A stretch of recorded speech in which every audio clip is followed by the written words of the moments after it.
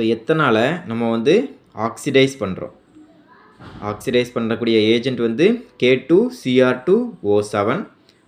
So ethanol வந்து reactant, இதை எடுத்திருக்கோம். நம்ம ரியேஜென்ட் வந்து ஆக்சிஜனேற்ற வினையை எடுத்திருக்கோம். கிடைக்கக்கூடியது வந்து CH3COOH. ஸோ இங்கே வந்து 2 ஆக்சிஜன் குரூப் ஆயிடுச்சு பாருங்கள். இங்கே ஒரு ஆக்சிஜன் குரூப் தான் இருக்குது, இங்கே 2 ஆக்சிஜன். அப்போ ஆக்சிஜனோட எண்ணிக்கை இன்க்ரீஸ் ஆகிருக்கு. அதனால தான் இது வந்து ஆக்சிடேஷன் ரியாக்ஷன் அப்படி சொல்கிறோம். கார்பனுடைய எண்ணிக்கை சேமாக தான் இருக்கும். அங்கேயும் 2 கார்பன் தான், இங்கேயும் 2 கார்பன் தான். ஸோ இது வந்து COOH குரூப்புங்கிறனால இது வந்து acid group, carboxylic acid.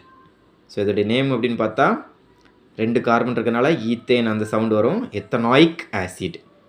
Common name வந்து அசிட்டிக் ஆசிட்.